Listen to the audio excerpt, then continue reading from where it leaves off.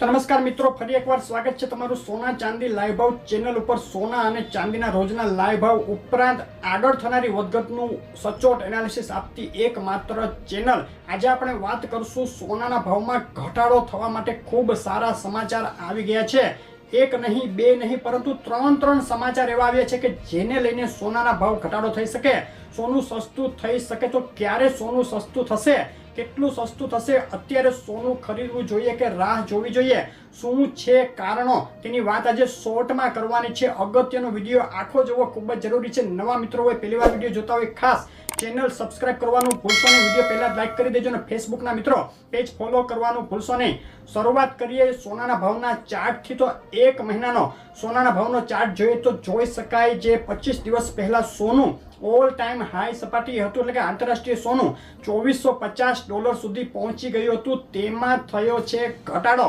સતત એક પ્રેશર હેઠળ સોનું રહ્યું છે. વચ્ચે વધઘટો પણ થઈ છે અને એક તબક્કે $160 જેટલું તૂટી અને સોનું $2300 ની અંદર પહોંચી ગયું હતું આંતરરાષ્ટ્રીય સોનું. પરંતુ ફરીથી એવા અમુક સમાચાર આવ્યા જેથી સોનામાં એક ગઈકાલે જે આપણે વાત કરી હતી તે મુજબ અગત્યના ઇન્ફ્લેશન ડેટા ઘટીને આવ્યા અપેક્ષા કરતા. તેને લઈને સોનામાં એક ક્ષણિક ઉછાળો પણ જોવાયો. એક તબક્કે $2350 ની નજીક પહોંચી ગયું સોનું ઉછળીને, પરંતુ ત્યારબાદ ફરીથી તે ઘટાડા તરફ જવા લાગ્યો અને $2300 ની નજીક ફરીથી પહોંચી ગયું છે.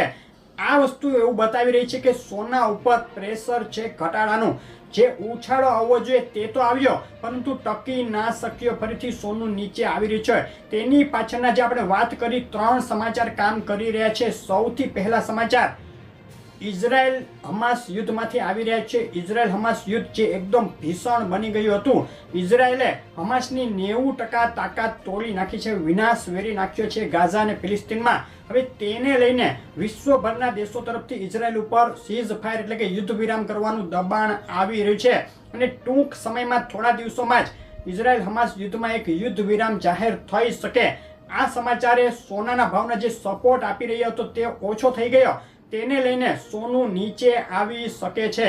બીજા સમાચાર આવ્યા છે ચાઇનાથી. 1.5 વર્ષથી ચાઇનીઝ સેન્ટ્રલ બેંક સોનાની ટન મોઢે ખરીદી કરી રહ્યું હતું.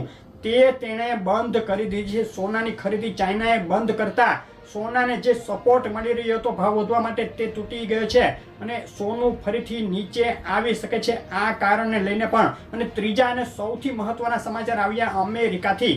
અમેરિકન ફેડ જે વ્યાજ દરોમાં જે વધારો કર્યો હતો તે હવે ઘટાડો ક્યારથી ચાલુ કરશે તેના ઉપર સોનાના ભાવની મોટો દારોમદાર હોય છે, એટલે કે મોટી અસર કરી શકે.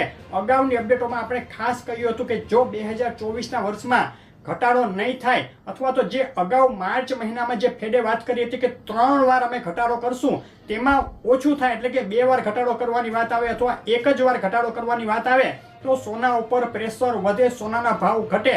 અને તેવું જ થયું છે. ગઈકાલે જે મીટિંગ હતી ફેડની તેમાં વ્યાજદર તો યથાવત રાખ્યો, પરંતુ એક મોટી જાહેરાત ફેડે એ કરી દીધી કે અગાઉની જે 3 વારની વાત હતી તેની જગ્યાએ ફક્ત એક જ વાર હવે વ્યાજદરોમાં ઘટાડો થઈ શકશે.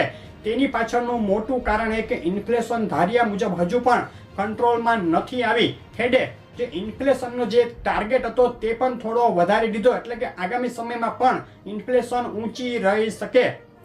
એવું પણ થઈ શકે કે 2024માં એક પણ વાર વ્યાજદરમાં ઘટાડો ન થાય.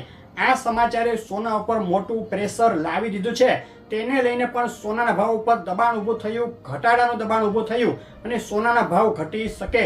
તો કેટલો ઘટાડો શક્ય છે?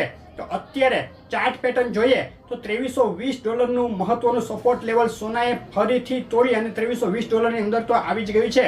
હવે પછીનું સપોર્ટ લેવલ નીચામાં $2270-2280નું છે, મજબૂત સપોર્ટ લેવલ. તે તૂટશે તો સોનું $2240-2250 સુધી જઈ શકે છે. આ સપોર્ટ લેવલ તૂટશે તો સોનું $2220 સુધી જઈ શકે આંતરરાષ્ટ્રીય સ્તરે. ભારતીય બજારની વાત કરીએ તો એક તબક્કે જે 75,500 સુધી 24 કેરેટ 10 ગ્રામ સોનાનો ભાવ પહોંચી ગયો હતો તે અત્યારે $73,900 છે. બિલવાળા સોનાનો ભાવ, તેમાં ઘટાડો શક્ય છે આગામી સમયમાં. જો આજે કારણો આપ્યા આપણે તેમાં કોઈ ફેરફાર નહીં થાય તો કેટલો ઘટાડો શક્ય? તો ઘટાડો 73,900 થી અત્યારે જે સપોર્ટ લેવલ મુજબ ભાવ જોઈએ ભારતીય બજારમાં તો 73,000 સુધી જઈ શકે છે. 24 કેરેટ 10 ગ્રામ સોનાનો બિલવાળા સોનાનો ભાવ. તેની નીચે જો સપોર્ટ લેવલ તૂટશે તો 72,000ની નીચે જવાની પણ શક્યતા ગણી શકાય. આગળ જોવાનું રહેશે કોઈ મોટા નેગેટિવ સમાચાર ન આવે અને જે સપોર્ટ લેવલ છે તે તૂટી જાય તો આ રીતનો ઘટાડો સોનાના ભાવમાં શક્ય. અત્યારે સોનું ખરીદવું કે રાહ જોવી, તો જે મિત્રોએ લાંબા ગાળા માટે સોનું ખરીદવું છે તેઓ અત્યારે પણ ખરીદી શકે. કારણ કે જે લાંબા ગાળાના ટાર્ગેટ છે, એક વર્ષનો ટાર્ગેટ, જૂન 2025નો ટાર્ગેટ $2,800 થી $3,000 સુધીનો હજુ પણ યથાવત છે. તેને લઈને અત્યારે પણ સોનું ખરીદી શકાય. પરંતુ જો થોડું રિસ્ક લેવું હોય તો અત્યારના જે તમારો જે સોનાનો જે તમારો ટાર્ગેટ છે, જેટલું તમારે ખરીદવું છે રોકાણ કરવા માટે, તેના 3 પાર્ટ પાડી શકાય. એક પાર્ટ અહીંથી $500 ઘટાડા બાદ ખરીદી શકાય. બીજો પાર્ટ 73,000ની નીચે સોનું જાય ત્યારે ખરીદી શકાય. ને ત્રીજો પાર્ટ 72,000ની નીચે ખરીદી શકાય. તો આ રીતે સોનામાં સામાન્ય ઘટાડો શોર્ટ ટર્મ માટે શક્ય દેખાઈ રહ્યો છે. સોનું જેમણે ખરીદવું હોય લોંગ ટર્મ માટે, તેમના માટે એક સુવર્ણ તક ગણી શકાય સોનું ખરીદવા માટેની. તો આ હતી સોનાના ભાવનું ખાસ એનાલિસિસ માહિતી.